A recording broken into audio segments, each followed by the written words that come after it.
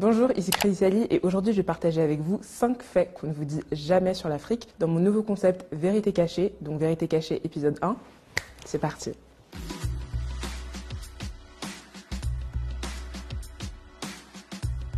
Alors pour commencer, le nom même de l'Afrique. Saviez-vous que le nom originel de l'Afrique est en réalité Alkebulan, qui signifie mère de l'humanité ou encore jardin d'Éden. C'est ainsi que les Maures, les Nubiens ou encore les Numidiens et même le peuple de Carthage appelaient l'Afrique. Cependant, à la chute de l'empire de Carthage en moins 149 avant Jésus-Christ, les Romains décidèrent de renommer Alkebulan l'Afrique. Et l'une des théories les plus crédibles est que cela provenait du nom de Leo Africanus, un explorateur européen. L'Afrique est rarement associée au monde des mathématiques ou encore au monde des sciences. Mais saviez-vous qu'en réalité, les 2 premiers outils mathématiques au monde ont été retrouvés au Swaziland, c'est l'os de Lebombo, et entre l'Ouganda et le Zaïre, c'est l'os de Ishango. Ces 2 outils ont été créés il y a 35 000 ans. Ce sont les premiers outils d'arithmétique au monde. Et ils ont donc été trouvés et créés en Afrique. On sait tous que l'Afrique est le berceau de l'humanité, surtout depuis la découverte de Lucie en 1974 en Éthiopie.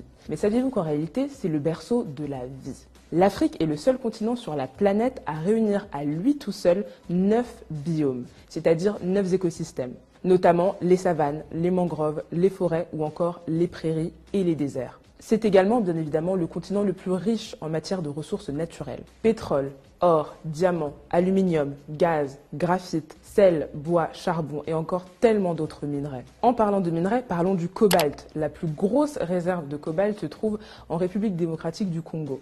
On y trouve la moitié de la réserve mondiale de cobalt dans ce pays-là. Et savez-vous à quoi sert le cobalt ? À ceci, le cobalt est l'un des ingrédients majeurs des batteries rechargeables de nos téléphones portables. Donc sans cobalt, pas de téléphone. Merci l'Afrique et merci le Congo.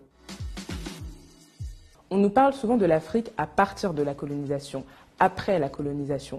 Mais saviez-vous qu'avant la colonisation, l'Afrique était en réalité un continent dynamique et mouvementé, où on parlait plus de 2000 langues et surtout où on comptait une multitude d'empires. L'empire Songhai, l'empire Toucouleur, l'empire Kong, l'empire Ashanti ou encore le califat de Sokoto. Des villes riches, renommées et prospères. Et justement, en parlant de prospérité, saviez-vous que l'une, si ce n'est pas la première université au monde, a été créée au Mali? C'est l'université de Sankoré, à Tombouctou. Elle a été bâtie au XIVe siècle. Et figurez-vous que c'était une véritable capitale culturelle. Des multitudes de citadelles d'études, des centres d'apprentissage, des académies. On y enseignait des multitudes de matières, les arts, les sciences, la religion ou encore, bien évidemment, les mathématiques. Cette université, Tombouctou, le Mali, l'Afrique a fortement contribué et participé au développement de l'humanité. Alors à tous ceux qui disent que l'homme africain n'est pas assez entré dans l'histoire. C'est que l'homme africain n'est pas assez entré dans l'histoire. Je n'ai qu'une chose à vous dire.